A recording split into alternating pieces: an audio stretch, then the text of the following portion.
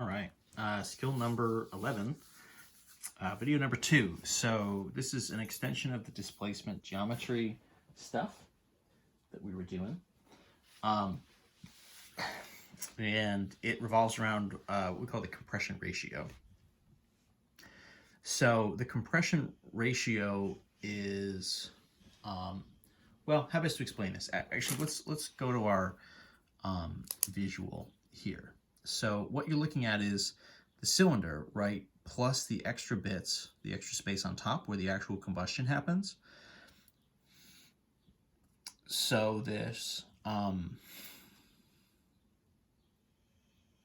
compression ratio is essentially a ratio of what would be the cylinder volume plus the space up top here where the combustion is happening, compared to just the combustion volume. So the idea, right, is your pistons in here in the cylinder going up and down, right? It compresses, and then there are two very skinny pieces here. There's the deck and there's the head gasket. Those sit right directly over the cylinder itself. So if we're thinking of this in terms of geometry and sort of volumes and shapes, right, the cylinder, right, circular base, and then a certain height. The head gasket and the deck, right, so each of those have volumes, and their volumes are going to be essentially just cylinder volumes. But the idea here, right, is that, they have, the bore is still the same, the bore is still their diameter, but their heights are going to be, right, the deck height here and the head gasket thickness. They're just really, really short. They're sort of cylinders in the same way that, like, a nickel is a cylinder, right? A coin is a cylinder. Technically, right, it's sort of a circle. It's just really, really short. The height is like much less relative to the diameter. So you have these two very skinny, right, sort of coin style cylinders on top. And then there's the combustion chamber on top of that is sort of irregularly shaped. So that's a volume we just need to get. But you can calculate the volumes for the head gasket and for the deck by just doing cylinder volume formulas and using those two heights as the heights there. The total ratio then, or rather, so what you get then is you have a cylinder volume, right? So the cylinder is here.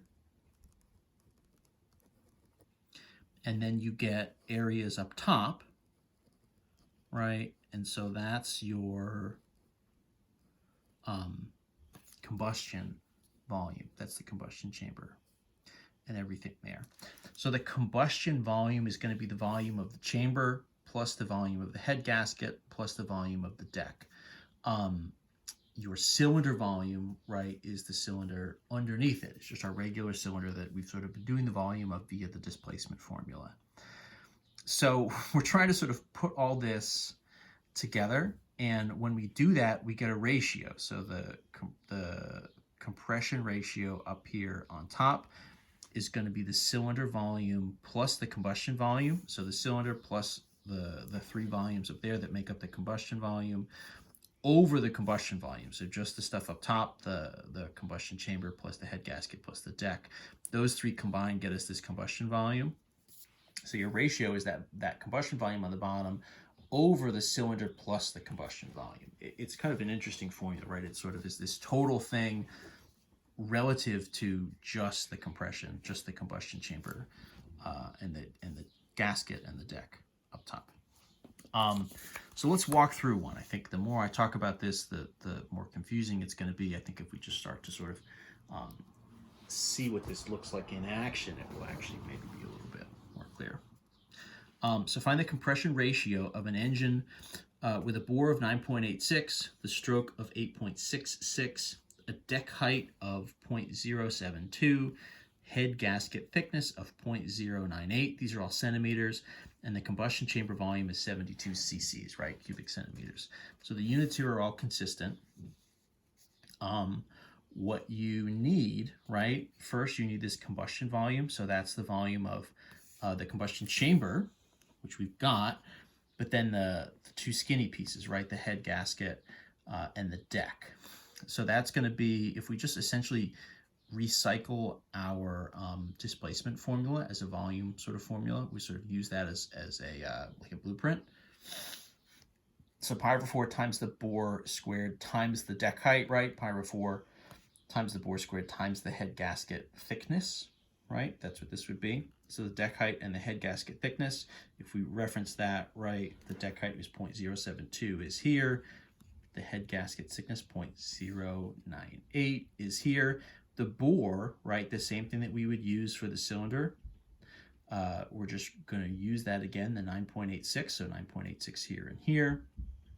If we crunch all those numbers, right, so this is obviously taking a second to actually sort of crunch this. I'll save time and not do it on the calculator directly. We've got the values here, so 5.5 plus 7.48 plus the 72.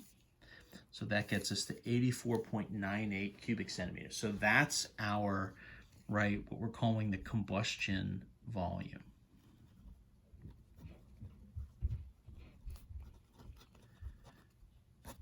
That's our combustion volume.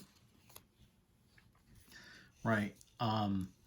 We need to sort of compare that to the cylinder volume. That's just our usual thing, right? Pi over 4 times bore squared times the stroke, right? This is our regular cylinder volume, although it's done in the displacement style, right? Pi over 4 times the bore squared rather than pi r squared times the height. Subbing in the values, right? 8.66 we didn't use yet. That's our stroke, right? The height of the cylinder, the 9.86, the bore we're recycling. That volume, the cylinder volume, then turns out to be 661.24 cc's.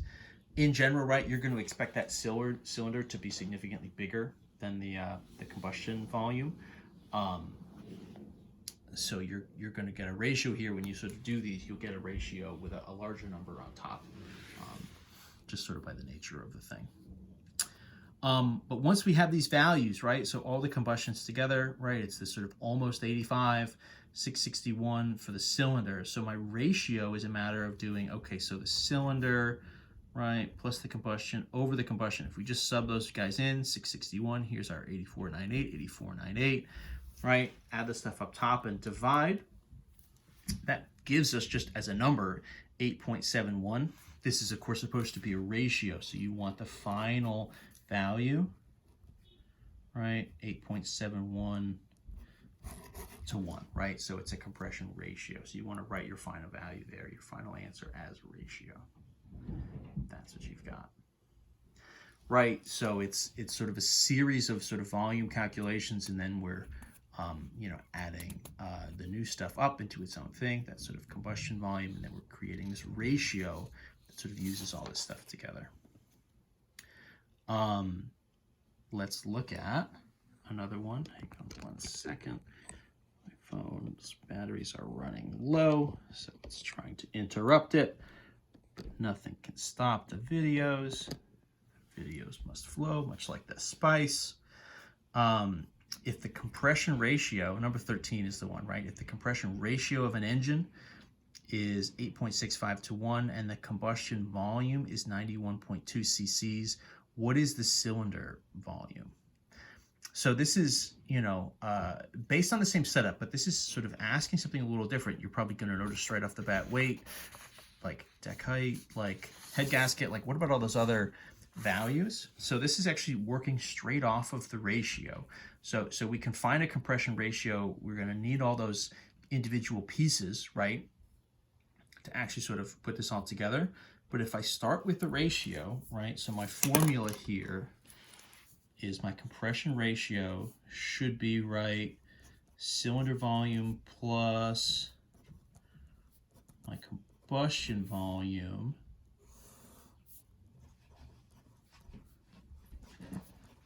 over the combustion volume, right? So it's the cylinder plus the combustion over the combustion.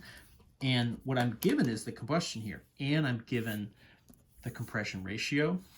Now, I just said in the last one, right, we had a number, we turned it into a ratio. Here we're given a ratio, we can actually just use the number instead, right? It's a unit ratio, 8.65 to 1. That means we could just use 8.65 here. And what we're going to do, what we're missing here is my cylinder volume. So that would kind of be my x, which I didn't write as an x, but we'll write it as an x maybe in the next line. And then the combustion volume here and here is what we're given, 91.2.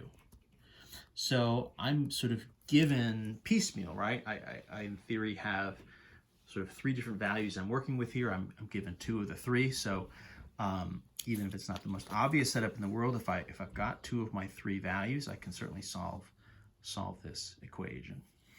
How am I going to do that? So I need to unpack this. I'm trying to get to the cylinder volume. So I need to undo what's here. Well, I'm going to have to then do sort of a cross multiply, or multiply on both sides by 91.2. I'm going to cancel that out. Let's see what 91.2 times 2 times 8.65. What do we got? 788.88.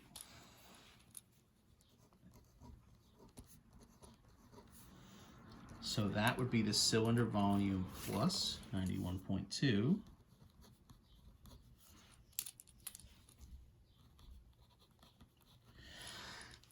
Right, but once I've done that multiply across, I'm left with just 78.88 is the cylinder volume plus, right, this combustion volume. So if I just subtract the combustion volume away from here, if I just subtract the 91.2 off, that'll leave me with the cylinder volume.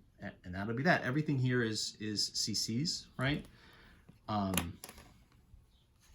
So 788.8 minus, what did we just say? 91.2.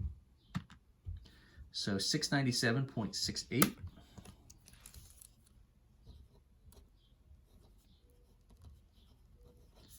cc's. So that's our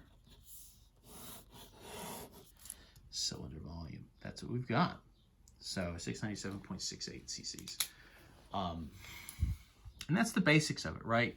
So this compression ratio, either, right, given all the different measurements, right, the detailed measurements for the cylinder itself and the head gasket and the deck and the combustion chamber, right, given all that information, we can create the ratio. Or if we're given the ratio and some of the other information, we can kind of unpack it, rework it, and sort of work our way backwards to get whatever volume we're missing. But that's the idea. So that's all geometry stuff, right? It's all volume kind of stuff. It's a lot of the displacement formula just sort of worked through a few different ways. But that's what we've got. All right, enjoy.